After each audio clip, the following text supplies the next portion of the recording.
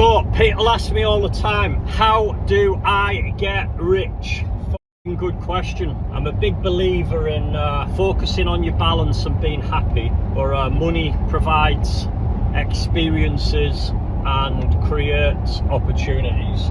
Even if you're not bothered about building more money up for yourself, you can never have too much money, because you can just go give it away and you can change people's lives, people around you, or give it away to charity or whatever it is, whatever your little thing is. So you can never have too much money, I believe. So how do you get rich? Well, most people who teach this teach it wrong, and it's the reason why there's a stat that hasn't changed since the 1950s. So get this, that only 1% of business owners become millionaires. And that stat hasn't changed since the 1950s, which is just crazy, especially if you think of like what a house price, the price of a house was back then compared to what it was now, for example. And you look and think £1 million nowadays is nowhere near as much as what the value of it was back then. But that stat still hasn't changed. So what is it that people don't understand about money that prevents them from hitting that number? So building up multi-millions in net. So first of all, let's clarify what that means, because there's a lot of shite. People talk a lot of rubbish on this. Just because you have a business that turns over £1 million or multi-millions does not mean that you're worth £1 million or multi-million if it turns over multi-millions. So I have businesses that do turnover, so that's sales, of multi-million pounds a year. Well, that doesn't mean to say you're making any profit. You could be actually having millions in turnover and actually losing money. So what defines a millionaire? Well, that is not also money in the bank, because people think, well, you have to have £1 million in the bank to be a millionaire. Anyone who's smart with money is not going to sit on £1 million in a bank that's making 0.5% or something, when they could have it in an asset making 20%. So £1 million creating a 20% return on investment, that's 200 grand a year. If it was sat in the bank and it was making 0.5%, would be 5 grand. Okay, so you're definitely not going to want to just leave money in the bank, and anyone that's smart is not going to do that.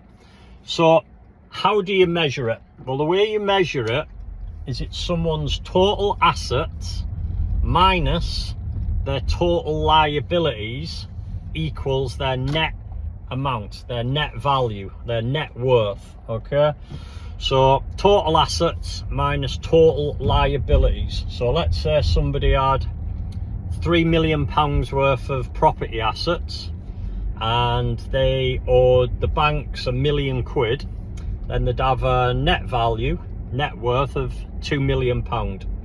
So you'd look at total assets someone has, so cars, money in the bank, fixed assets such as property, and then you look at all of the liabilities, take that from the other, and whatever you're left with, that's someone's net worth. Okay, so I can say that I am a multi-millionaire because my total assets is minus my total liabilities is over £2 million.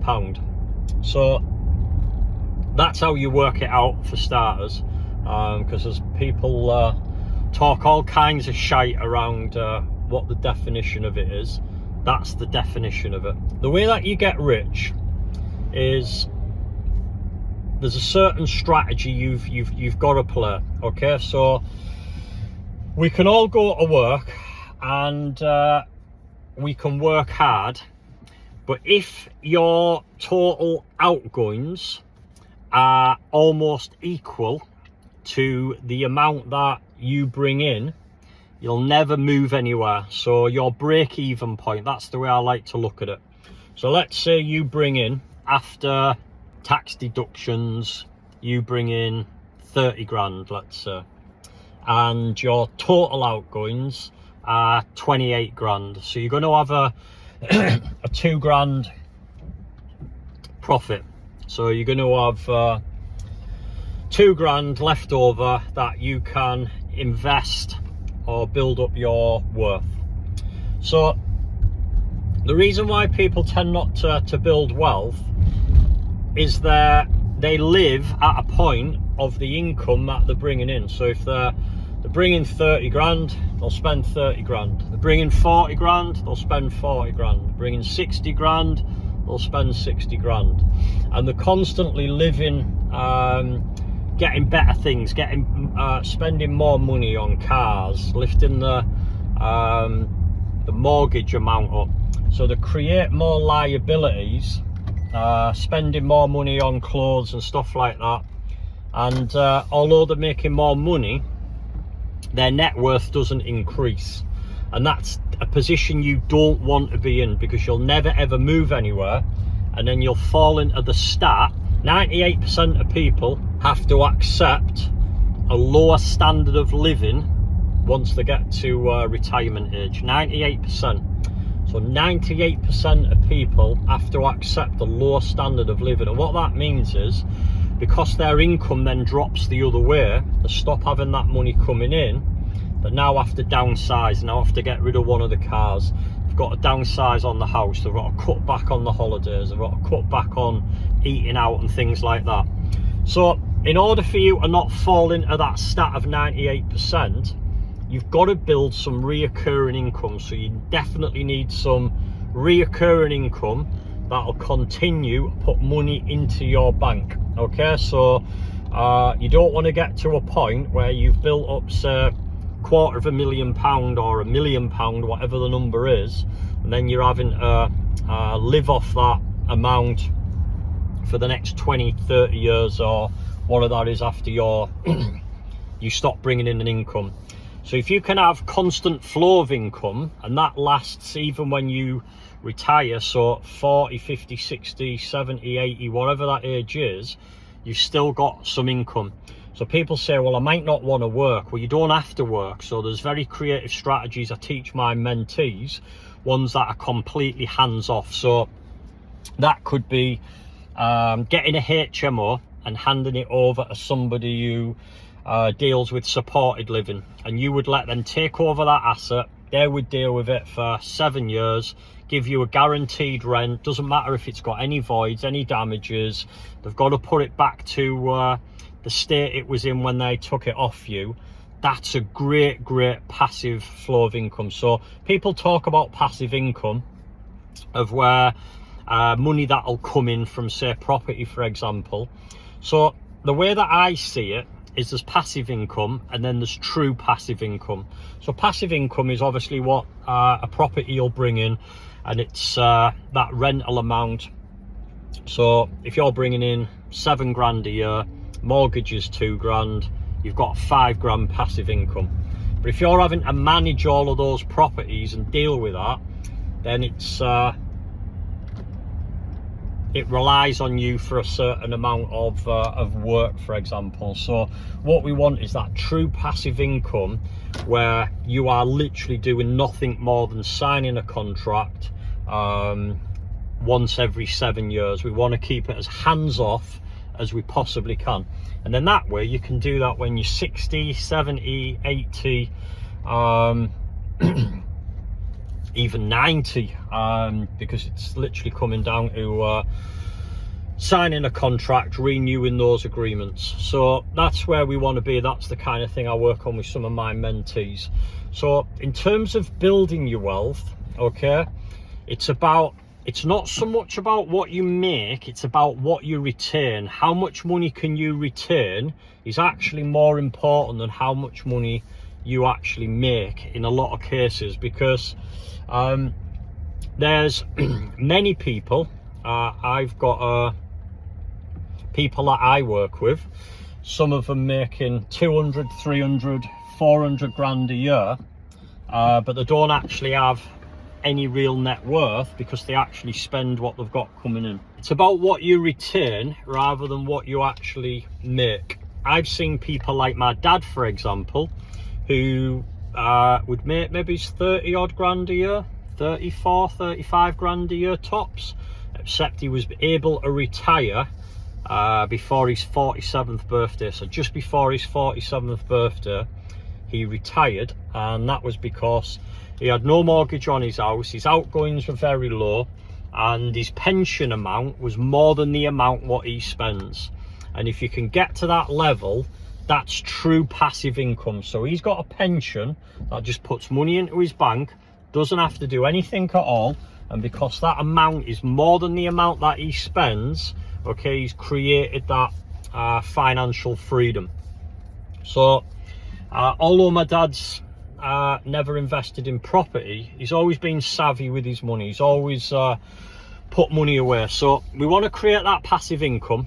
That's something we definitely want to do, and that's something I help my mentees do. Build that long-term passive income strategy. And then what you've got to be able to do is retain money, because money you retain, when that's invested into a good investment, this is where your money can really build up. If you put £5,000, so let's say for example you're looking to get your own house, you live at home with your parents for example, and you're looking to get your own mortgage or rent somewhere.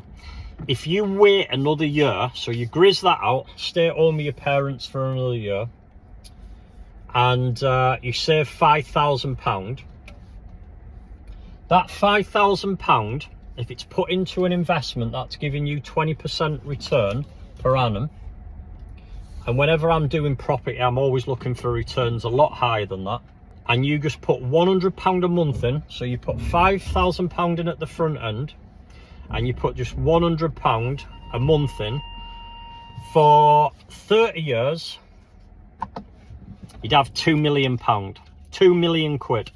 So 5 grand at the front end, I can concentrate now.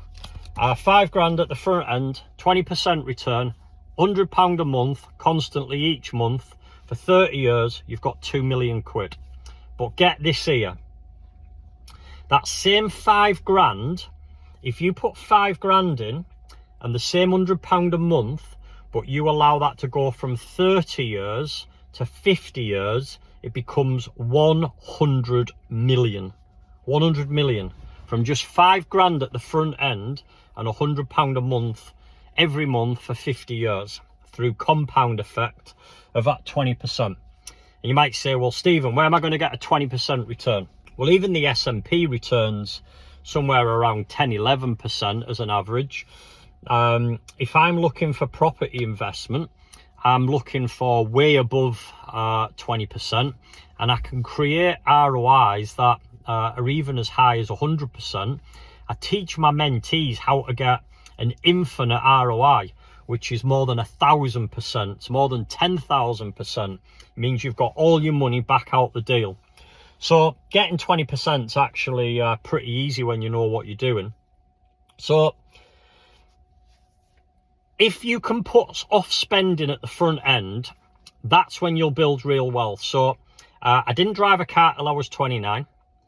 And when I drove a car, I was driving a £200 car. So the first car I bought was 200 quid, the diesel Dog. I bought it off a guy in the gym I was working with. And the second car I bought was the Purple Lizard, which was £170 Vauxhall Corsa. And because I was using that money and I was investing it, that's how my money's really built up. So we want a good source of cash flow. You want to try and bring down your liabilities as much as you possibly can for a period of time and maximize your income. So while you're young and fresh, I see these videos and it's crazy saying, while you're 20, 30 years old, you can go out, you can get pissed, you can afford to fuck up, you still have a load of time. And I agree, like, go out, get pissed up, have fun, but don't fucking put off your investments, because that 20 years difference goes from 2 million to 100 million. So I used to go out on the piss. I was out all the time when I was in the army, and I used to drink and I used to fuck up, but I was still putting money away. So do not listen to these idiots that are telling you you don't need to invest for a certain period of time. You want to start immediately. I always remember a friend saying to me many years ago, a successful business guy, he said to me, The best time to plant a tree was 10 years ago. The second best time is today. So it's about getting started, being committed. Put yourself around people who understand wealth, who can guide you. So that's how you'll build money. Build the passive income. Make sure you put it into a good investment, and reduce those liabilities down. If you can sacrifice in them early years, your future self will definitely thank you. So that's it. I'm off to see Grandma G in hospital, and I'll shoot another video in the next couple of days when I'm back here. See you again. Take care.